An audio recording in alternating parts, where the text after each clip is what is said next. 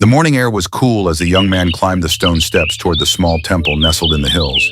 His shirt clung to his back, and his legs ached. But it wasn't the walk that had worn him out. It was everything else. He'd left the city a few days earlier, without telling anyone where he was going. He wasn't running away exactly, but he knew he needed space. The stress had become too much. Work, pressure, deadlines, the endless buzz of notifications, expectations. It all felt like a trap. And the worst part, everyone else acted like it was normal. He had read about this temple online, not a tourist site, just a quiet place where monks lived a simple life. He didn't know what he hoped to find, maybe someone who would finally make sense of everything. At the edge of the courtyard, he saw an elderly monk sweeping fallen leaves beneath a tree. The monk moved slowly, without urgency, but with steady care. The young man hesitated, then stepped forward. "Excuse me, are you the teacher here?" he asked. The monk looked up, offered a kind smile and nodded. "I help take care of the place," he said. "What brings you?" The young man sat down on a nearby bench and sighed. "I don't really know anymore.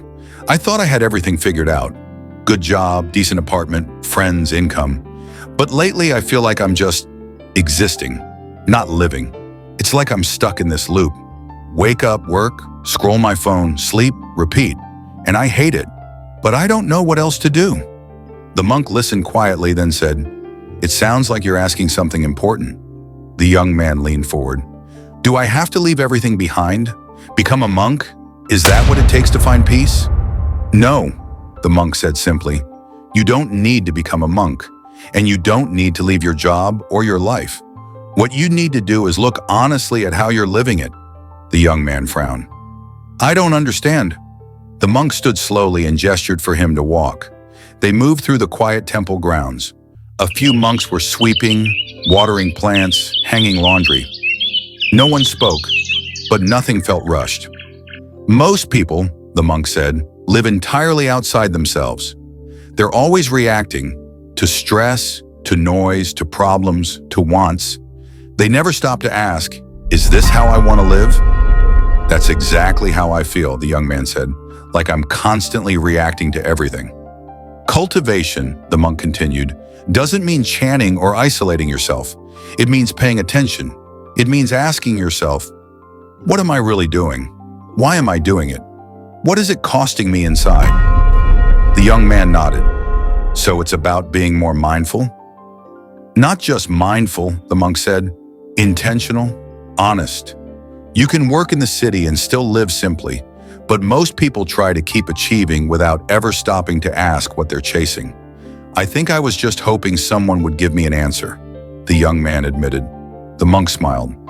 "There isn't one answer, but there is a direction, and that direction starts with action." They stopped near the edge of the courtyard. The monk turned to him and said, "The moment you start taking action, you are already on the path of practice." The young man looked up, his expression a little clearer. The monk continued, "And remember, Amara, the focus of practice isn't about what you get on the outside, not material, not success. It's about what you give up inside, your pride, your impatience, your fear of stillness. When those start to fall away, clarity comes naturally." The young man stood in silence, taking that in.